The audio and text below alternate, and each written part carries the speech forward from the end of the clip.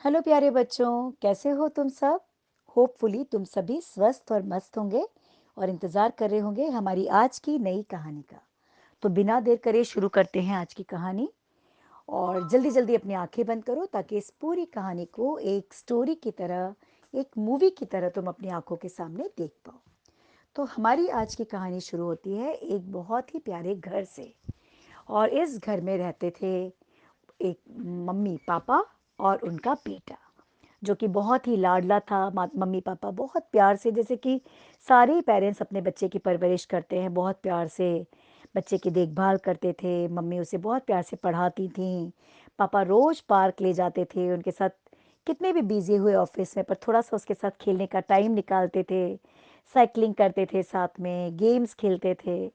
Mummy तरह तरह की डिशेस बनाती थीं, अच्छी कहानियाँ सुनाती थी। इस तरह से बहुत ही प्यार से इस बच्चे की परवरिश दोनों ने की। धीरे धीरे करके ये बच्चा बड़ा होने लग गया। ये बच्चा पढ़ाई में बहुत ही अच्छा था। तो हर बार उसके अच्छे मार्क्स आते थे। पढ़ाई में होनहार होने से ये बच्चा हमेशा क्लास में फर्स्ट आता था। और इस बच्चे का नाम था राकेश। ठीक है। तो राकेश धीरे धीरे बड़ा होने लग गया। बड़ा होते होते वो यंग हुआ और यंग होने पर वो यूनिवर्सिटी में फर्स्ट आया। उसे अच्छी यूनिवर्सिटी ने इनवाइट करा पढ़ने के लिए। और अपनी सारी स्टडीज़ ख़त्म करने के बाद राकेश के पास एक बहुत ही अच्छी जॉब थी।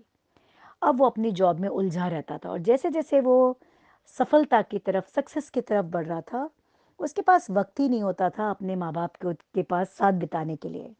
उसके बूढ़े माँ बाप हमेशा इंतज़ार करते रहते थे कि छुट्टी वाले दिन या ऑफिस से आने के बाद राकेश थोड़ी देर उनके पास बैठेगा, उनसे बातें करेगा। पर राकेश हमेशा ऑफिस के कामों में उलझा रहता था।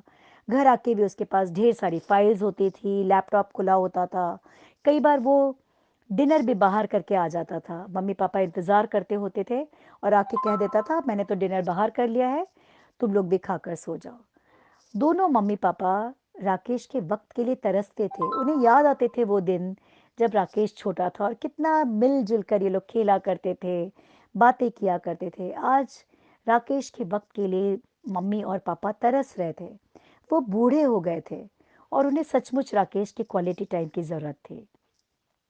एक दिन सुबह मम्मी जल्दी खड़ी उठ गई और उन्होंने राकेश के लिए टिफ़िन बनाया। और टिफ़िन बना के उससे कहा कि बेटा, आज मैंने तुम्हारे लिए टिफ़िन बनाया है, इसे तुम ज़रूर खा लेना। और जाने से पहले मैंने तुम्हारे लिए बादाम का हलवा बनाया है, तुम इसे भी खा लो ना। तो राकेश ने झिड़की से देते हुए माँ से कहा कि तुम्हारे बादाम के हलवे के लिए मेरे पास वक्त नहीं है। तुम्हें पता है मेरे 1 घंटे की कीमत क्या है? आज मेरे 1 घंटे की कीमत 20,000 रुपये है। तुम्हारे इस बादाम के हलवे को खाकर मैं न जाने कितने हज़ारों रुपए बर्बाद कर दूंगा। और ये बेकार की चीज़ें मेरे लिए मत किया करो। और ये टिफ़िन बना दिया है, मैं वहाँ पे ये तुम्हारा ऑर्डिनरी टिफ़िन खाऊंगा। ये कहते हुए राकेश टिफ़िन को भी छोड़कर चला गया। पापा कमरे के गेट पर खड़े हुए ये सारी बातें सुन रहे थे और उन्हें ये बातें सुनकर बहुत ही दुख हुआ। फिर क्या हुआ, पापा सोचने लगे कि क्या किया जाए कि उनके मन में और अपनी वाइफ के मन में बढ़ती इस उलझन और इस इग्नोरेंस को वो ओवरकम कर पाए। एक दिन पापा ने राकेश से कहा कि राकेश, आज तुम सिर्फ 1 घंटा मेरे साथ बिता सकते हो। राकेश कुछ कहने ही वाला था, उसके सामने पापा ने एक नोटों की गड्डी उसके सामने डाल दी और कहा कि ये 20,000 रुपये हैं और इस 20,000 रुपये को तुम रखो और सिर्फ 1 घंटा हमारे साथ बिताओ। तुम्हारे 1 घंटे की कीमत 20,000 रुपये है ना, ये लो। ये 1,000 रुपये, 20,000 रुपये मैंने तुम्हारे सामने रखे हैं, सिर्फ 1 घंटा मेरे साथ बिता लो। राकेश के मन को ये बात छू छू गई और उसे महसूस हुआ कि आज मम्मी पापा को उनके साथ टाइम बिताने के लिए पैसों का इंतजाम करना पड़ा। क्यों? एक झटका सा इस 20,000 रुपये की गड्डी ने उसको दिया और उसे लगा कि एक बार सोचने की ज़रूरत है कि वो कहाँ गलत जा रहा है। और उसे एहसास हुआ कि सचमुच बूढ़े माँ बाप उसके वक्त के लिए कितना इंतज़ार करते होंगे। जब मैं छोटा था और मुझे इनके केयर की ज़रूरत थी, वो हमेशा मेरे साथ थे। लेकिन आज ओल्ड एज में मैं तो उनके पास बैठता तक नहीं। उस दिन माँ ने मेरे लिए कितने प्यार से टिफ़िन बनाया, मैं नहीं बैठा। जब राकेश ने डिसाइड कर लिया कि वो 1 घंटा आज माँ बाप को देगा, ज़रूर देगा। इसलिए नहीं कि 20,000 रुपये उसे मिले हैं, बल्कि इसलिए कि आज राकेश को अपनी गलती का एहसास हो रहा था।